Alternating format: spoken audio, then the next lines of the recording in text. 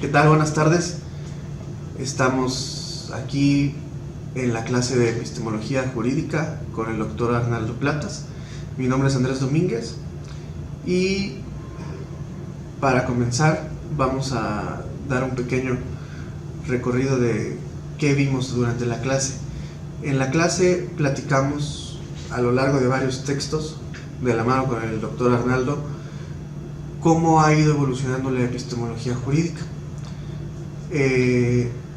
Para empezar, tenemos que darnos cuenta que en la epistemología surge la pregunta máxima que ¿es posible alcanzar el conocimiento de la verdad en algún momento?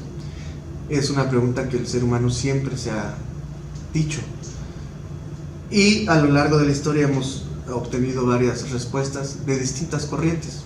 Por ejemplo, con el escepticismo, el cual nos dice que no hay manera de llegar a la verdad absoluta, precisamente porque escapa a nuestro saber y a nuestros sentidos. Pero de ahí empieza otra corriente que es el empirismo, donde dice que sí podemos llegar a la verdad a través de los sentidos, a través de nuestras vivencias y de nuestra experiencia. Sin embargo, a lo largo de la historia nos damos cuenta que no nada más de la experiencia y de el conocimiento a priori el ser humano puede adquirir el conocimiento. Es cuando entra el racionalismo. El racionalismo es la verdad lógica que podemos utilizar a través de la razón, que ya no es nada más limitada a los sentidos, sino podemos hacer juicios a priori sobre lo que sucederá y los hechos de la naturaleza. Ahora, posterior a este análisis tan primitivo como obtener conocimiento de los sentidos o como obtener conocimiento de un juicio a priori, encontramos ya escuelas epistemológicas como el idealismo, que ya se preocupan no nada más por saber si entramos al conocimiento o no, sino cuál es el objeto de esa verdad. Y en el idealismo vemos que la verdad la utilizamos para explicar una realidad interna, a explicar a través de nuestros valores. El idealismo explica una realidad interna a uno mismo a través de los valores y de las vivencias humanas. No nada más es ver cuál es la verdad del universo, sino para qué nos sirve. Y es ahí donde el ser humano llega ya al realismo como una verdad externa de quiénes somos. Ahora, es muy importante tomar en cuenta que en la epistemología entra la ciencia a jugar un papel muy importante y tenemos que equilibrar la balanza en el tipo de conocimiento que tenemos, porque si lo viéramos de una manera gráfica, podríamos observar de un lado las creencias acumuladas que generan una ideología y del otro lado la ciencia pura que puede llegar a un extremo de cientificismo, lo cual tampoco nos va a dar buenos resultados. Debemos de partir de un punto medio donde la ciencia racional explique los fenómenos del hombre, alejándonos de la ideología basada en creencias sin sustento, sin comprobación y de manera dogmática, y alejándonos de un cientificismo cargado de metodismo y de aseveraciones ad baculum, en donde únicamente lo dicho por grandes científicos vale. Al final tenemos que regresar un poco al racionalismo de Bertrand Russell o de varios epistemólogos o genios del conocimiento, como hemos visto a lo largo de los textos, en donde no todo puede ser explicado por el método científico. Existen distintos acercamientos al conocimiento que ha hecho el hombre, donde no todo es ciencia, no todo puede ser explicado, puede ser visto, pero no asimilado de esta manera.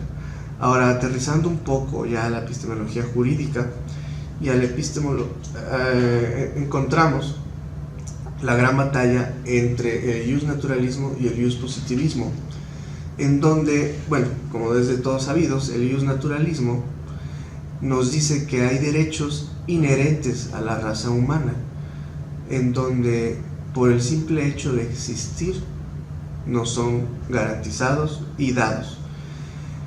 Y por el otro lado está el positivismo, que explica que el derecho únicamente existirá si es reconocido por la norma estatal o por el Estado. Al final de nada sirve tener derecho a la vida si no hay manera de garantizarlo con un Estado de derecho. Ahora, estas dos doctrinas tan puristas y tan diametralmente distintas, creo que encuentran una justa dimensión cuando entra el racionalismo en la imagen.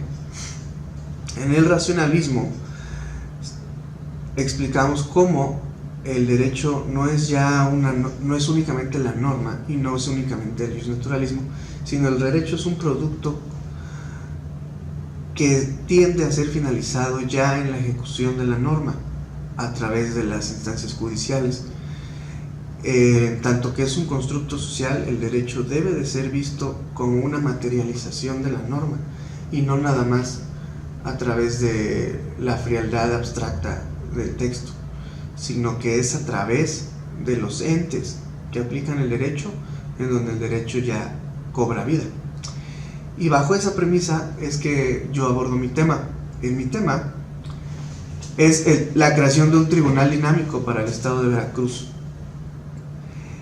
En nuestro Poder Judicial existe la segunda instancia en el Foro Común, que la lleva el Tribunal Superior de Justicia a través de los magistrados que funcionan colegiados en salas.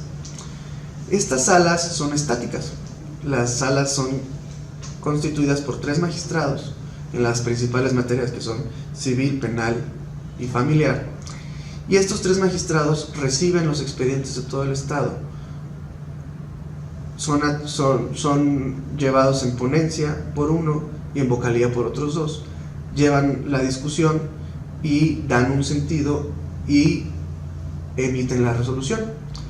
Creo que es un modelo muy conocido por todos y del cual no me voy a detener más en explicar.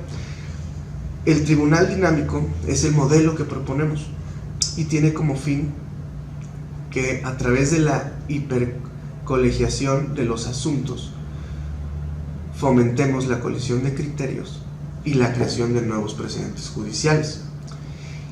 Y aquí es la base toral de toda mi investigación. ¿Por qué nos interesa la creación de precedentes judiciales? En el Foro Común, en el estado de Veracruz, en el Poder Judicial, apenas el año pasado fue creado el sistema estatal de precedentes judiciales y había estado en el olvido durante años y durante toda la historia del Poder Judicial la creación de los precedentes.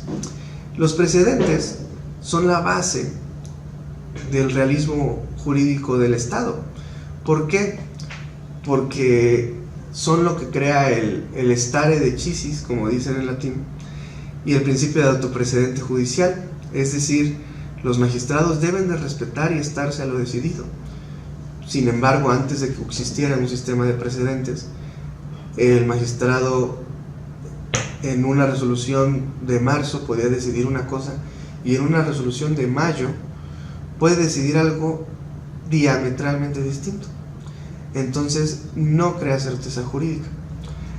Lo que se busca con la creación de los precedentes y el fortalecimiento del sistema de precedentes es que se esté a lo dicho por las autoridades jurisdiccionales, que los magistrados respeten sus propios precedentes y los ajenos, y a través de ello se cree un Estado de Derecho más fortalecido y se maximice el uso de una fuente de derecho tan básica y tan necesaria como es la jurisprudencia local, en este caso los precedentes judiciales del Poder Judicial de Veracruz.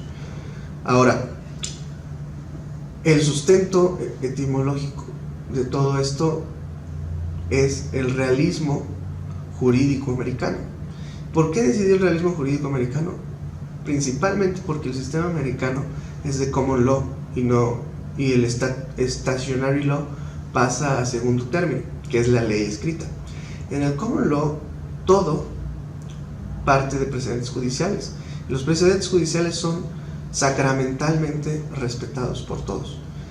Tan es así que casos tan importantes como Roe versus Wade han decidido desde los 70s que el aborto será legal en toda la nación americana. No es una ley, es un precedente judicial.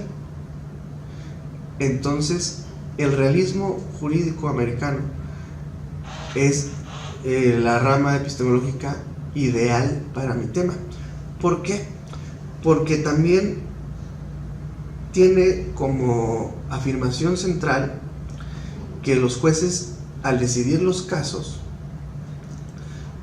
se basan más o responden primordialmente a los estímulos de los hechos del caso en vez de responder a las razones y reglas jurídicas. Esto es, cada decisión judicial tiene como motivación principal los hechos que rodean al caso específico y no la norma abstracta y fría como lo pensamos.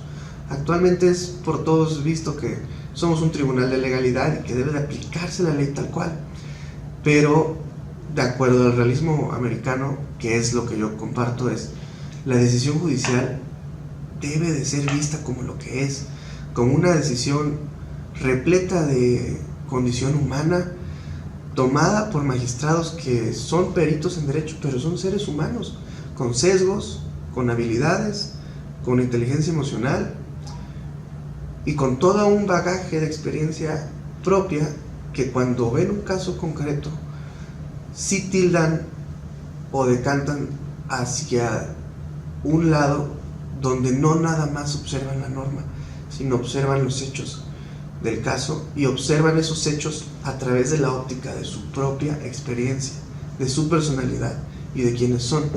De ahí la importancia que en el Estado no nos olvidemos de los precedentes judiciales, porque los precedentes judiciales son un medio de control único e inigualable para la afirmación central que hace el realismo americano, que es los jueces usan para decidir a los hechos y no a la norma.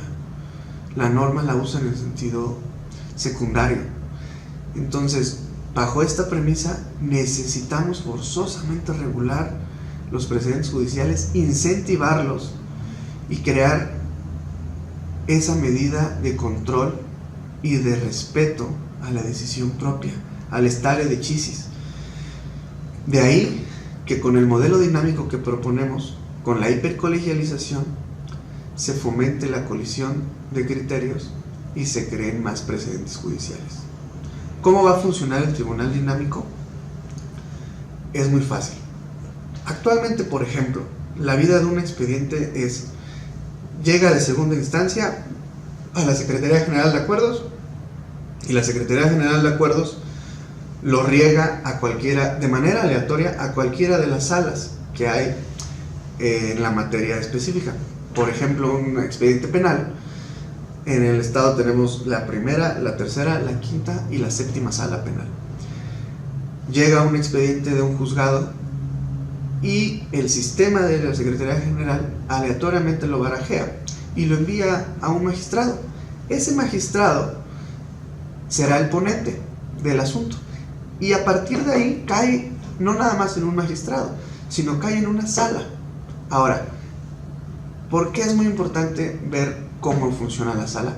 Porque las salas funcionan de manera estática, es decir, tenemos salas en el Tribunal Superior de Justicia que llevan integradas de la misma manera desde hace más de 10 o 15 años. En casos extremos llegaron a estar 20 años integradas por los mismos magistrados. Este sistema estático y anquilosado genera que los criterios entre magistrados sean ya conocidos, no nada más entre los litigantes, sino entre ellos. Entonces, un magistrado que va a tener que trabajar durante los próximos 10 años junto con otro, muy difícilmente, de acuerdo a la experiencia que hemos tenido, cambiará su criterio. Muy difícilmente se va a enfrentar a su par y lo va a carear y a decirle no estoy de acuerdo y vámonos a pelear por este criterio y vamos a estar juntos los próximos 10 años. Ahora, ese modelo anquilosado y estático, si bien es cierto, no está mal. Eso lo debo de aceptar. No tiene ningún error. Así ha funcionado y así funciona en todo el país. Lo que aquí proponemos no es remedial, sino es para mejorar. Lo que queremos es mejorar el sistema con el que resolvemos e impartimos justicia en segunda instancia. Aquí es donde entra la hipercolegialización. La hipercolegialización no es más que cada asunto tenga un colegio de magistrados distinto. Actualmente, el expediente va al magistrado y lo que proponemos es que los magistrados vayan al expediente. ¿Y cómo? Gracias a las herramientas tecnológicas que hoy tenemos, podemos lograr un sistema tan fuerte que cuando llega un expediente, ahí mismo, en lugar de nada más barajearlo y mandarlo a un magistrado a una sala estática, en ese mismo momento se barajea y se le asigna un cuerpo colegiado de magistrados único. Es decir, el Tribunal Superior de Justicia no va a trabajar con salas estáticas y preconcebidas y preconocidas por todos. El tribunal va a trabajar con un banco de magistrados penales. Por ejemplo, actualmente tenemos 12. Si esos 12 magistrados penales, el sistema va a tomar 3. Uno va a ser ponente, uno va a ser vocal y el otro va a ser vocal. Pero estos 3 magistrados nada más van a ser equipo para ese expediente específico. De ahí para otro expediente vamos a tomar de esos 12 otros y así sucesivamente. De tal manera que imaginemos magistrados numerados del 1 al 12, donde la colegiación en base a 3 tendrá variables de combinación bastante más amplia que con salas estáticas. ¿A qué voy? Pueden trabajar el magistrado 1, 2, 3, el magistrado 1, 12, 7, el magistrado 1, 5, 8 y así sucesivamente. La probabilidad de que caiga con el mismo cuerpo de magistrados los asuntos va a ser muy difícil. Esto provocará 2 cosas. Número 1, que los magistrados no se sientan cómodos, en el sentido de que si van resuelto de la misma manera los 3 magistrados el mismo asunto en el sentido de los hechos, si los magistrados resuelven de la misma manera los mismos hechos 1000 veces, la ocasión 1001 no tendría por qué variar, porque esos 3 magistrados ya están de acuerdo y los 3 magistrados se conocen y los 3 magistrados se van a respetar sus criterios.